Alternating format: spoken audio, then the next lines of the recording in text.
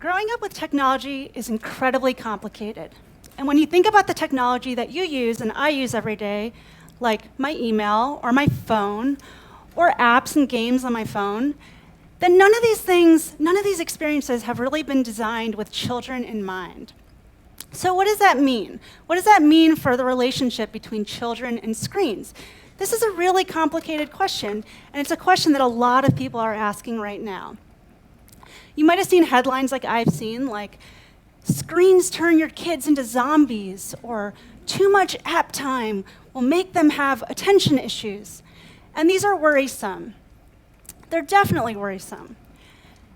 At TinyBop, this is a question that we wrestle with every day, is how can we use screens in a way that encourages empathy and creativity and inspires kids to wonder about the world. It makes them ask questions. How can we do this? How can we expose them to these subjects and get them ever more curious? I really believe that screens are just screens. And like books and like paper and like movies or music, that they're really just a medium. And we have the opportunity to use this medium right now to turn this technology into something for the next generation.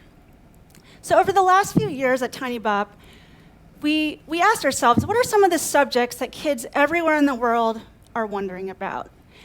And we started to build apps about these topics. So over the last 4 years, we've made apps about bodies. We've made apps about plants and the different biomes of the world. We've looked at homes and how people live. And we've also looked at topics like skyscrapers and the weather and the earth. We've also made a series of building apps about robots, about making your own video game, about monsters. And really, we're making these apps because we want to tap into kids' curiosity and figure out how we can challenge them using new technology. I think we've learned a little bit by watching kids play, by talking to kids, by being in classrooms, by being in homes, about the kinds of ways that you can design this kind of experience. And I wanted to share a few of those principles today in how we make TinyBop's apps. The first is that you really have to find inspiration in the things that you love, because you can't make anything without being passionate about it.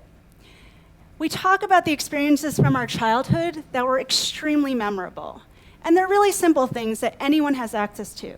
Going out into the woods, making a tree fort, making a hideout, collecting sticks or pebbles, building a pillow fort in your living room, and then forming your own secret clubhouse inside and telling stories and telling secrets. We talk about toys that we loved, like Legos, where you could build towers or castles or anything. It was really about whatever you wanted to imagine you were going to build. It wasn't really about the outcome. We also looked at books that we've loved. I remember reading The Very Hungry Caterpillar over and over and over again as a child. And I recently reread it to my 10-month-old daughter. And what was striking to me about reading it to her was not the story, which is classic and iconic, but it was about how many of the images that I remembered from my childhood, even though I hadn't picked up that book in over 2 decades. And we also looked to great designers. This poster on the left is by Paul Rand for IBM, and the image of the swan on the right is by Charlie Harper, who drew all kinds of illustrations about the natural world. And we ask ourselves at TinyBop, why are these play patterns, and why are these books and movies and designers, why do we remember them even though they've been created generations ago? Why are they lasting and why are they timeless? And how can we turn some of the subjects that we're trying to put in apps into, how can they carry this kind of iconic design? And part of doing that is starting with working with the best artists and illustrators you can find. And that's an easy thing to say and a hard thing to do. When I say artists, I don't just mean illustrators. I don't just mean giving someone a list of images that you need created and having them do it. We really work with our artists as collaborators. So we give them tons of research. We give them inspiration. This is also by Charlie Harper. It's from the 1961 Golden Book of Biology. And we really loved his depiction of the different systems of the human body. And we combined that with other images like educational posters from around the world and this mannequin-like relic from a museum exhibition.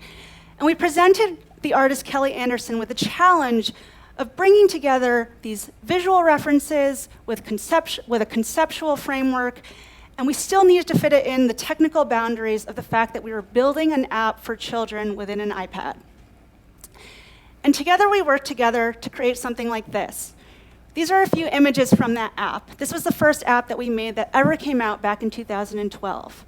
And each of 7 different systems of the human body were depicted in an interactive way. And you could also dive into each of the organs and see the innards of the heart and the insides of the eye. And we really wanted to create images that were simplified for children everywhere to be able to consume without language. There was no barrier to entry. But we wanted to surface the incredible details that make the human body a fascinating thing. And we carry this into all our apps, this level of research, this level of detail, and this level of commitment to our collaborators. So this is another scene from one of our apps called Plants, and you can explore different biomes all over the world.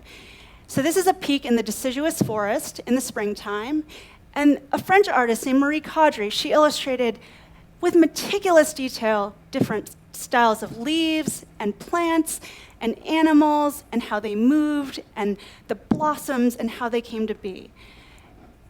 In another app called Homes, we really wanted children to be able to picture what it's like to live in other people's homes around the world. This is the inside of a Mongolian gur, which is a type of yurt. And there's local furniture and local textiles and different types of food on the table that they would really eat in Mongolia. And the reason that we pay this level of attention and detail to the artwork and the illustration in our app is that we see again and again that it triggers kids' imaginations, that it starts to forge connections. They start to ask really important questions like, where is that? Why is that happening? What makes that look that way? How does that work? And those are the questions that let us know that we're doing a good job with the visual approach to our apps. But images alone do not make an app. That is something that we can get from books. That's something we can get from images. So we talk about embedding learning into interaction. How do we design an experience so that every time you touch or tap or swipe a screen, that you get some kind of feedback? Maybe it's sound feedback, maybe it's visual feedback, but how do you know that your inquiry is pushing you in the right direction? So we have an image in our human body app that is of the eye, and you can see it from the front and you can see it from the side. And what happens when you shine a flashlight into somebody's eye?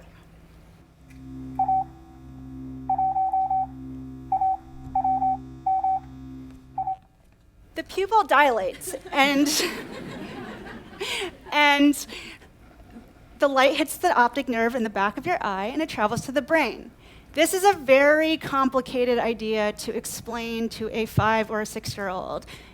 What is an optic nerve? What does that mean? But again and again, we see kids playing with this app, and they shine that light into the eye, they pull over the flashlight, and maybe they don't get it the first time, but the second time or the third time, they start to pick up this idea that light is related to the eye, is related to the brain. And these are the kinds of connections that we can make using interactions.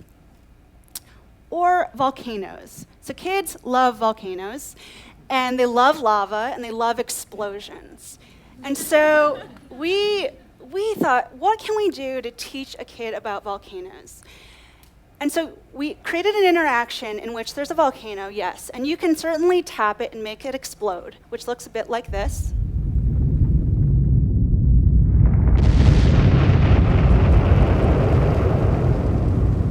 Which is pretty fun. But what makes the kid keep coming back to that volcano? Why would they tap it again the second time? Why would they tap it harder? What would they learn from that? So we let them adjust the size of the cone, the size of the shape of the volcano. We let them adjust the viscosity. And so there are different types of volcanoes with different types of explosions. And again, this is all about the questions that kids ask when they get to play with something interactive. Otherwise, they are looking at pictures in a book or videos on YouTube, and it's really hard to experience a volcano in this kind of fidelity. This allows a kid to start asking, oh, there's different kinds of volcanoes? What kinds of volcanoes are there? Where are they? I didn't realize they had different explosions. And these are big conclusions when you're a small person. We have a second set of apps that's called digital toys. And these are all about building blocks for creativity. What do I mean by that? So when you have a piece of paper in front of you, and maybe you remember from elementary school, your teacher giving you a sheet of paper and saying, write a story, a creative essay. What does that mean? Like, what are you supposed to write down? But as soon as she says, write a story about the zoo, or write a story about your room, all of a sudden, it's much easier to know where to get started. So we talk about building apps that have some kind of prompt and some kind of context in order to know what are my constraints for being creative. So we had this idea for building a robot app because robots are super cool. And we commissioned the artist Owen Davey to create all these parts. So we have the centipede body, and we have telescoping arms, and we have laser swords, and all kinds of things that you might put on a robot that you build. But we knew that without a context, that those parts were just parts. And so we put the context of a robot factory around that building experience. And in the robot factory, you pick a body, and you're given all kinds of options for different parts, accessories, heads, arms and legs. And this is what it looks like when you start to build.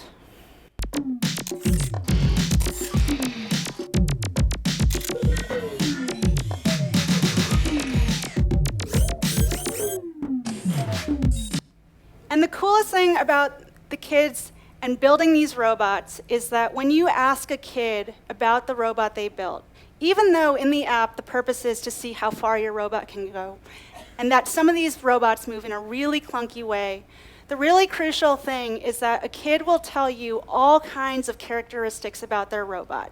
They'll say, oh, she loves bacon, egg, and cheese sandwiches, or she likes taking out the trash, or my robot's super evil, and they all have characteristics that are based on what they imagine their robot to be.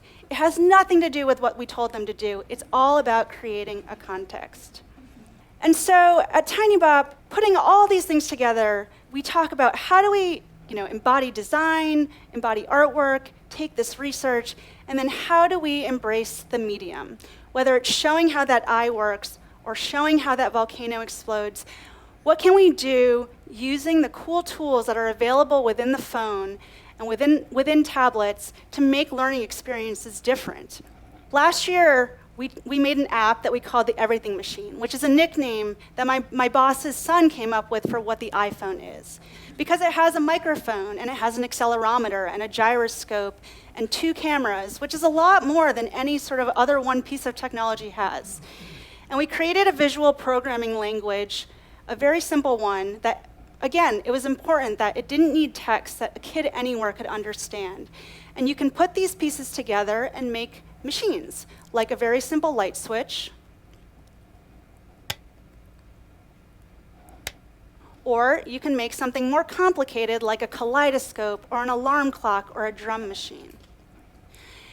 And at the end of the day, when people ask us what we're making, we often say, we are building toys for tomorrow. And we describe them that way because we are so inspired by the artwork, the design, the play experiences that came before us. But we are really taking those and putting them in to the technology that's available today, because we want these apps to be the things that people remember, that kids remember when they are talking about them in the future. Thank you.